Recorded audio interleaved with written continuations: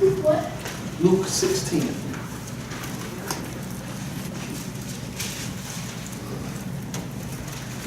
Luke chapter 16. Starting in verse 1. There you go. Put all that into a Bible. If you can, would you stand for the reading of God's word? Luke chapter 16, starting in verse 1. I'm going to read from verse 13. And it reads, he also said to the disciples, there was a rich man who received an accusation that his manager was squandering his possessions. So he called the manager in and asked, what is this I hear about you? Give an account of your management, because you can no longer be my manager. Then the manager said to himself, what should I do since my master is taking management away from me? I'm not strong enough to dig, I'm ashamed to beg. I know what I'll do, so that when I'm removed from management, people will welcome me into their homes. So he summoned each one of his master's debtors. How much do you owe my master? He asked the first one. 100 measures of olive oil, he said. Take your invoice, he told him. Sit down and quickly write 50. Next he asked another. How much do you owe? 100 measures of wheat, he said. Take your invoice, he told him, and write 80. The master praised the unrighteous manager because he had acted astutely. For the sons of his age are more astute than the sons of light in dealing with their own people. And I tell you, make friends for yourself by means of unrighteous money, so that when it fails, they may become well with you with the eternal dwellings. Whoever is faithful in very little is also faithful in much.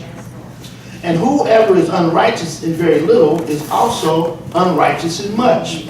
So if you have not been faithful with the unrighteous money, who will trust you with what is genuine? And if you have not been faithful with what belongs to someone else, who will give you what is your own? No household slave can be the slave of two masters, since either he will hate one and love the other, or he will be devoted to one or despise the other. You can't be slaves to both God and money. May God have a blessing to the reading, hearing, and doing of his word. Let us pray. Gracious Father, I thank you, and I pray now for these next few moments that you speak through me, that the words of my mouth and the meditation of my heart be accepted in thy sight. O Lord, my strength and my redeemer. Amen. You may be seated. You all know I've been preaching on stewardship. And again, stewardship is one of the most important concepts we can have as church members. It is the conducting, supervising, managing of something, especially the careful and responsible management of something entrusted to one's care.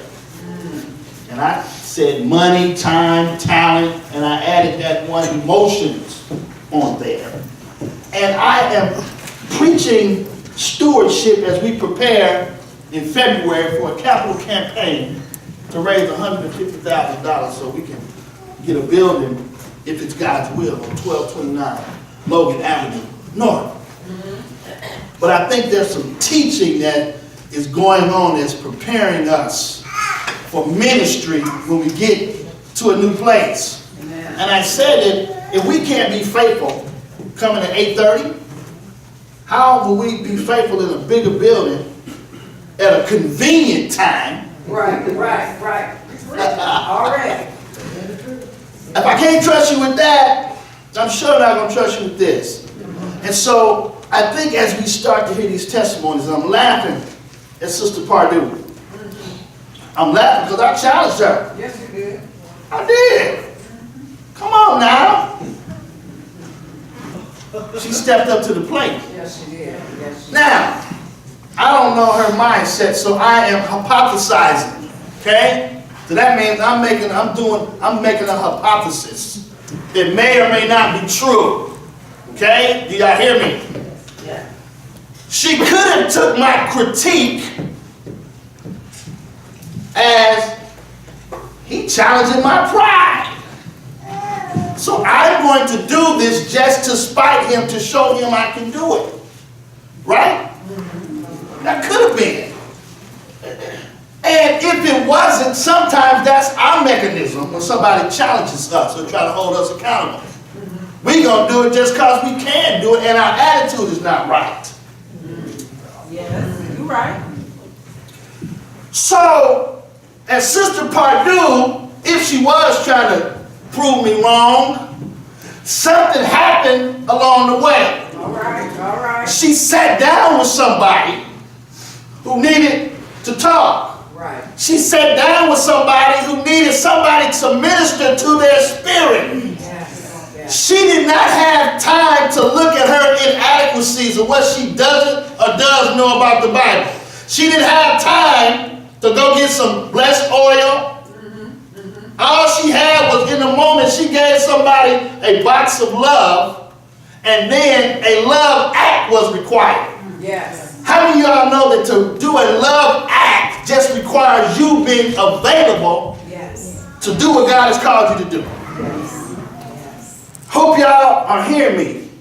I prayed so hard for Khadijah, for Chantel, for Jackson and Josiah. I didn't know your grandbaby's names, and I was praying for them your great-grands, because I always would say grand. I say, well, her grandkids need prayer too, but I'm praying for the great-grands, Miss Netta. Praise the Lord. Because I want God to do something for all of y'all. Yes. Yes. But I want us to realize, Dr. Austin, when she prayed this morning, she said two things that struck me. She said, number one, she may not remember what she said, she just praying. I'm trying to listen, y'all try to listen to everything. She said, don't let folks leave here empty-handed. Yes. She also said, let there be a spirit of unity Yes. She sure did. that will make the environment conducive Yes.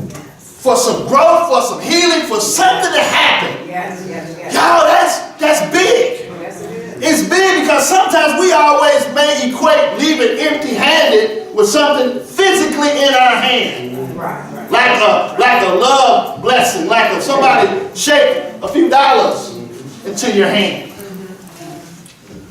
Can I tell you, if you get a word that empowers and equips you to change the world, you're not leaving empty-handed. So what she was saying was, let something happen in service that will change somebody's life. That's right. That's right. Because she said, how many of you all ran to get here this morning?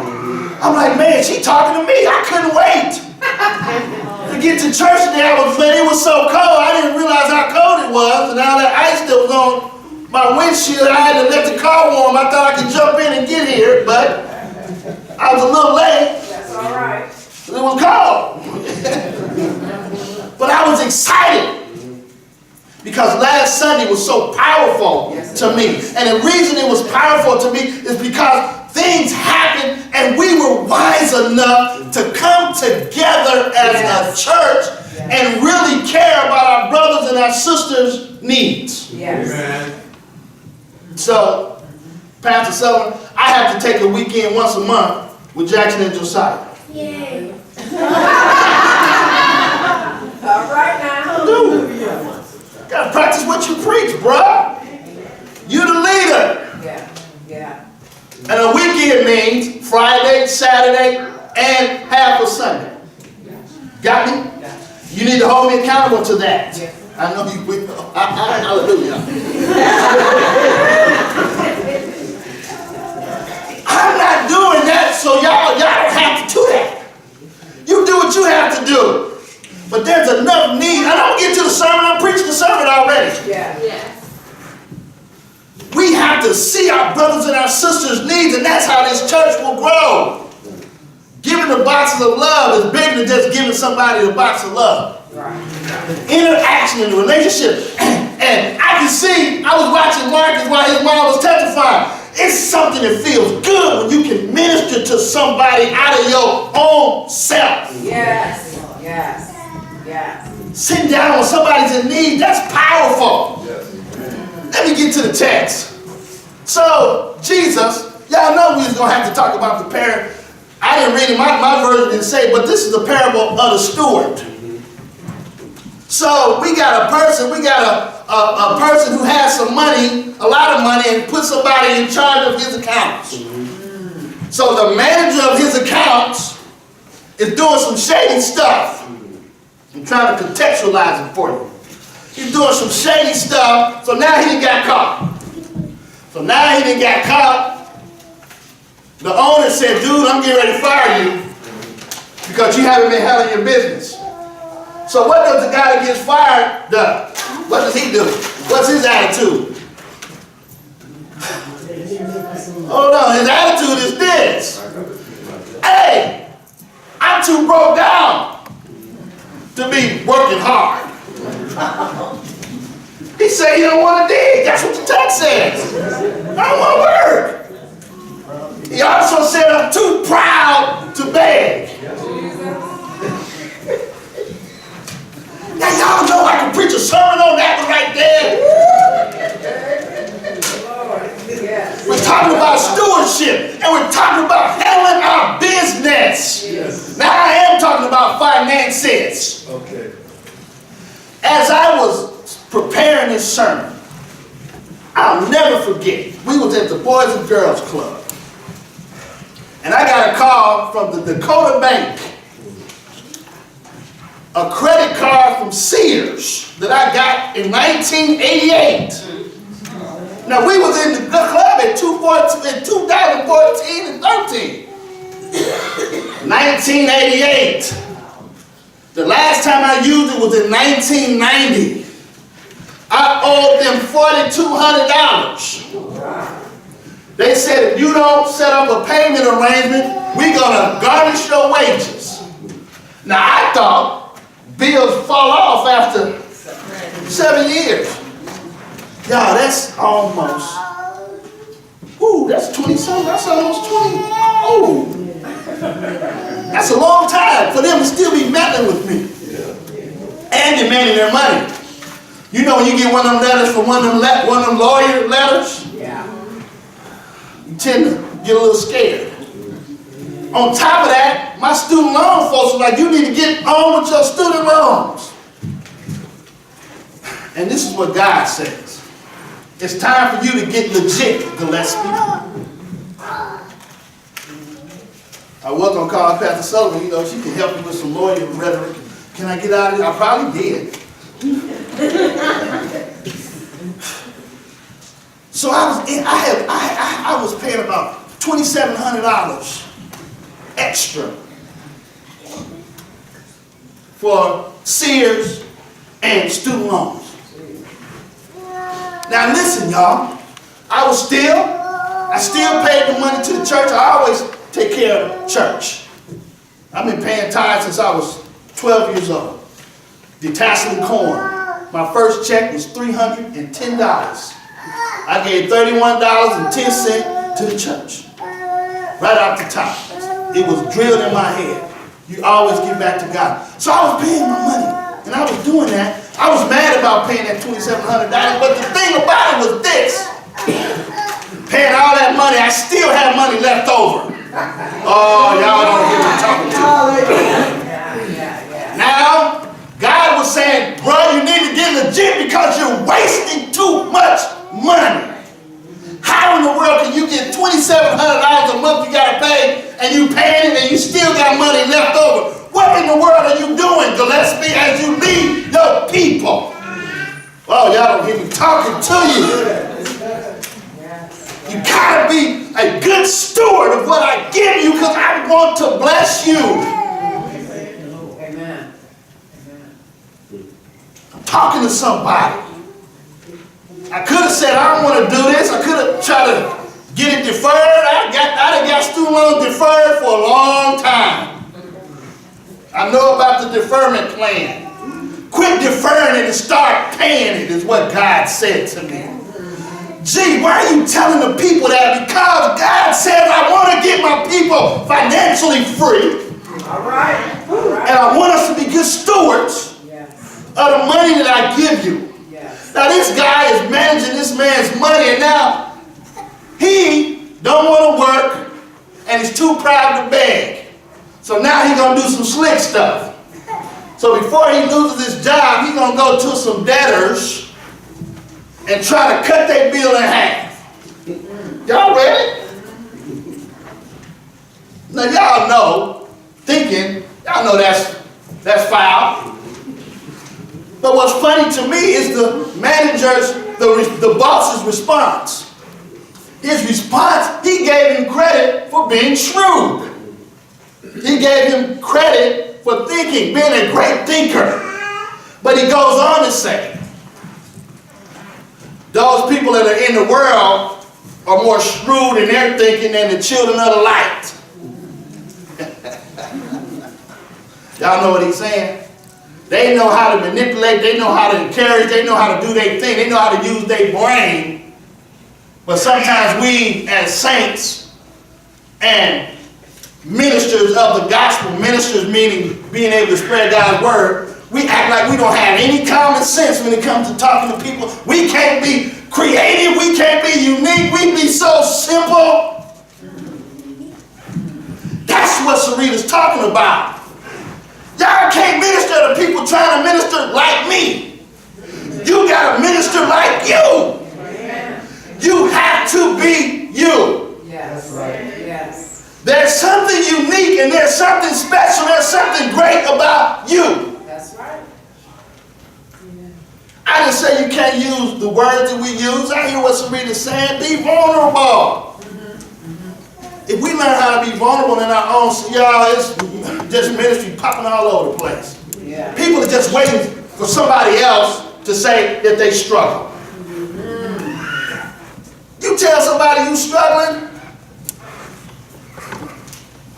it opens the door because it normalizes the problem. Yeah. And so the boss tells the manager, man, I'll give you some credit for trying to be slick. You still gonna get fired. But I give you that. He goes on to talk about if you do things, you know, if you well, let me just get to the point. You can't love God and love mammon, which is money. Right. How do we do that? How do we, because I hear some of y'all saying, well, I give all the money to the church. Did y'all hear what I told Miss Netta last Sunday during the offering? What did I tell her? She testified about giving some of the money to the lady. I said, give it all to her. Y'all know I won't even tell my pastor friends that I told somebody in my church to do that because they'd be ready to cuss me out. They would cuss me out literally, but they say, are you a fool? You telling folks to not put money in the plate? You got to bring the money to the plate. I'm going to help us. Sometimes God wants you to give your tithe somewhere else. Oh, y'all, oh, did he say that? I almost absolutely did. But know that it's God that's telling you to do it. Right. Don't just do it on your own, because I believe when you do it in the name of God, Yeah. something good happens. I'm going to testify for my daughter because she didn't testify. She testified. I'm going to testify for her. Last week, she asked me for Pastor A's number, and I gave her Brother A number. Wrong number. Because of that, she didn't go to work. Because of that, I called her because I didn't know where she was at because I had to get Kamari. Because of that, she got suspended for the whole week at work. And her bosses and supervisors telling her, you're going to miss that money. You're going to miss it. You're going to see how it feels. You're going to see how it feels to miss the money. Wow. That's what they said to her. I said, bro, you can't worry about that. Because I want to say, you tell them your mama and your daddy take care of her. Y'all know. All that kick in. Right?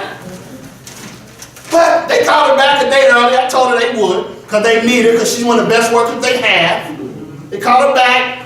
She get her check. Her check's small, right?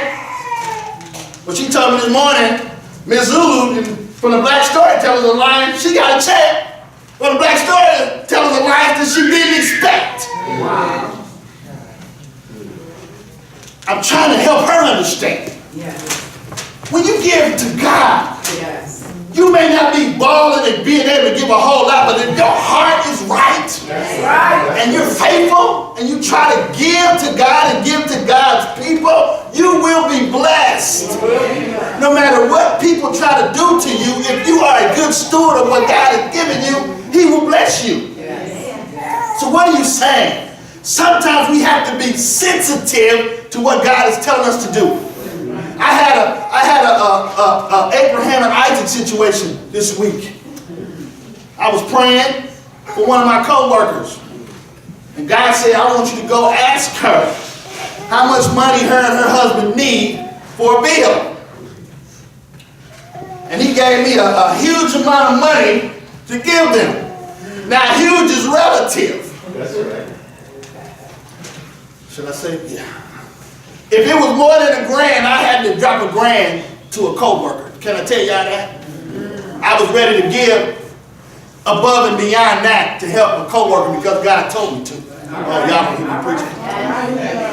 I can't get up here and tell y'all to be good stewards and not practice what I preach, because then I'm hypocritical.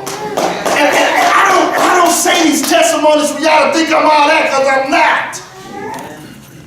But in 2014, when that guy told me to get legit, my credit score was about 400 and something. Can I tell y'all I'm a couple points away from 700 right now? You better clap, because I'm proud of that. It takes some discipline.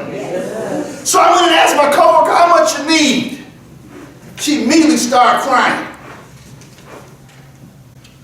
I was like, just tell me what you need.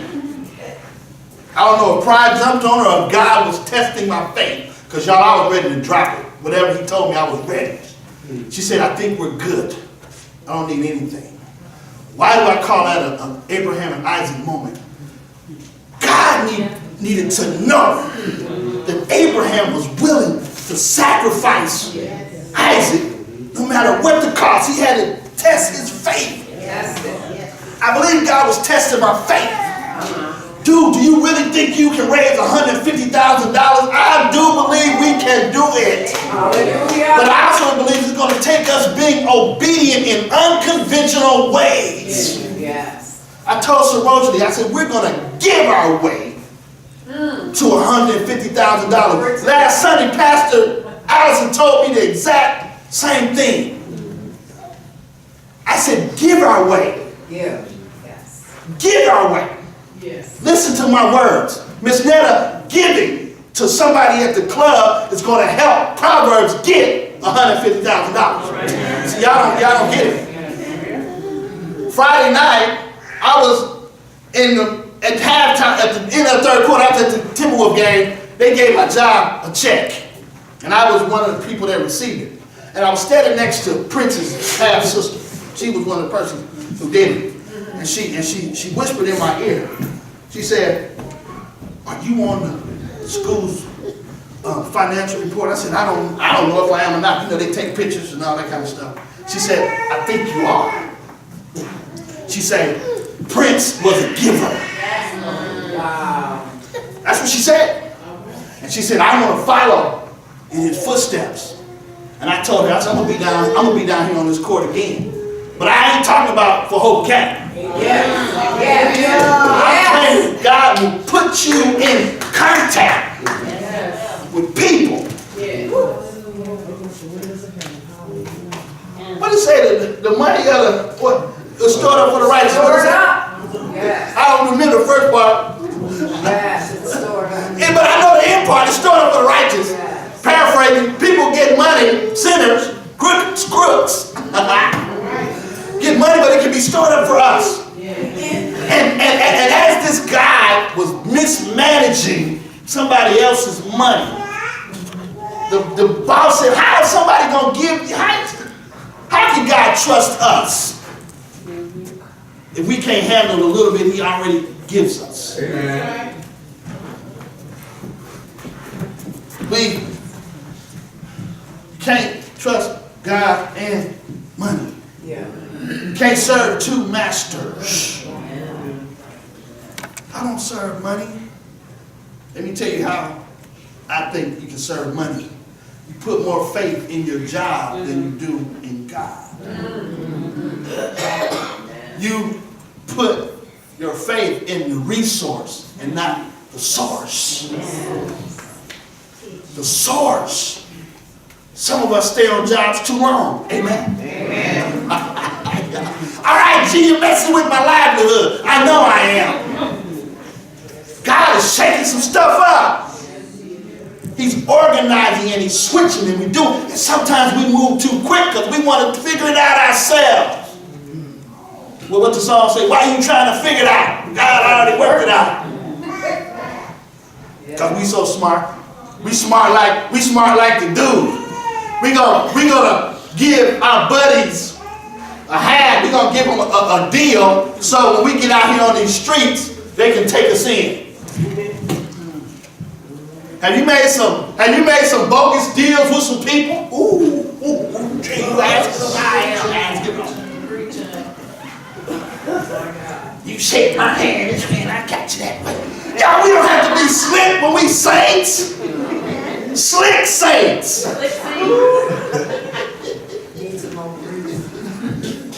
You can't be slick trusting in God.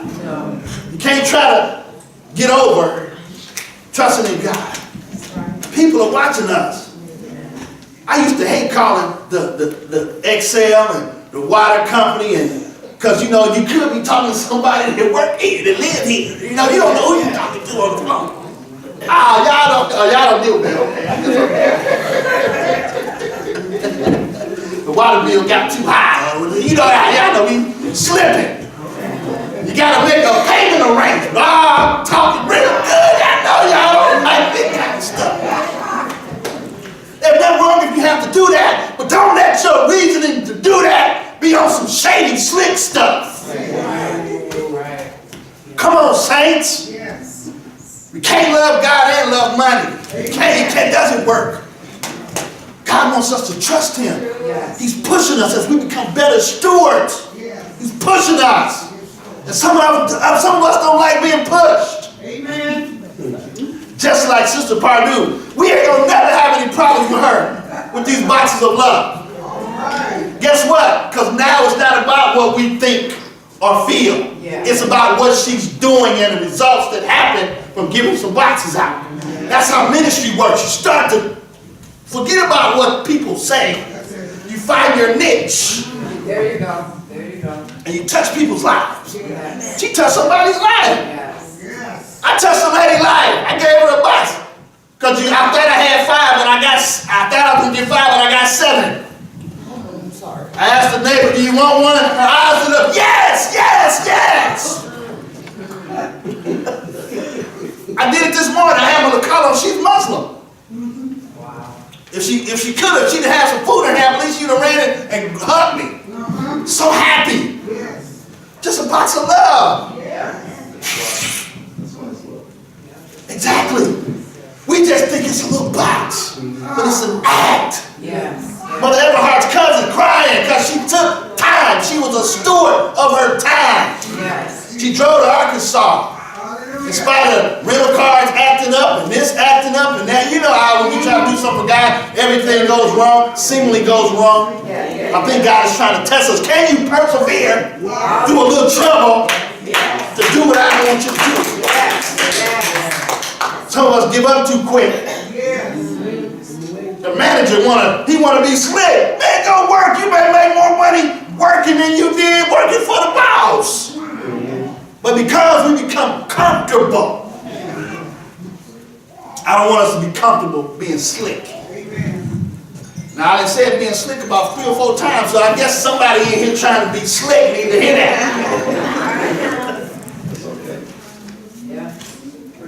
I ain't trying to be slick. Well, there's a lot of ways to be slick, y'all.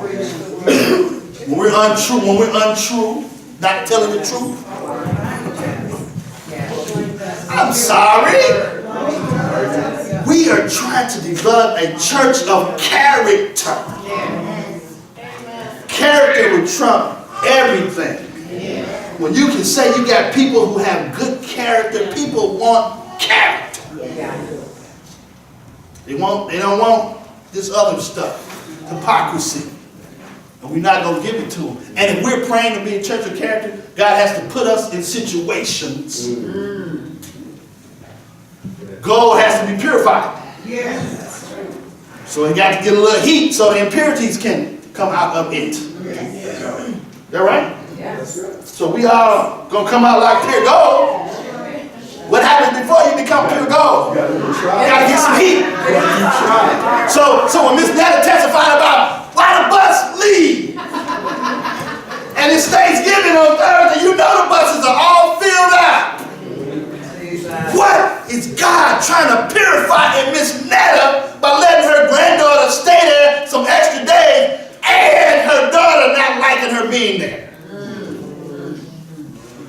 She's caught in a quandary. Yeah. She wants her daughter, who has opened up her home, to somebody who's unappreciative. Listen to this. Yeah. She don't want nothing to happen to her daughter, because she stayed with her daughter, right? Now you got somebody that's in here that's causing havoc in my home environment. But she got to be cool with the granddaughter too, because she want to keep the grandbabies. Oh, yeah. She getting stretched. I guarantee you, she try to figure it out herself, she's going to jack it up. Yes. Yes. Understand, God is trying you. Guess what? The grandbabies, the great-grands are already predestined to stay here. You just go through the process. Tell Sean to be patient. Hang on. Usually we give up right when we there. We get ready to cross over, but we get so tired, we get so beat down. Man, I can't do this no more. God, take it. Right there. We don't know it right there because we're looking at our own physicalness. I said last Sunday, in our weakness, his strength is made perfect. Perfect. So hang on, Miss Netta. I tell you what, make one of them pies and put some love up on it. Sometimes we got to find a vice to help us deal with some of this emotional stuff as we trust God. I'm done. I'm time's up. Pastor Orr said this morning, how do we wait? Do we wait like we waiting on the bus as we waiting on God? He says we wait as a server. As a server. As we're waiting, we're serving. As we're waiting on God, we're serving. So we don't have time to sit still and be in our feelings talking about how late the bus is, or how it's crowded, or how the ticket was so high, because we're serving. That's what he wants. That's being a good steward. Come on, Pastor, we got to pray. Last up, we got to get a little altar call in. We didn't miss it about 3 weeks. So if you don't run, come in. I know you got to go and get it ready for you.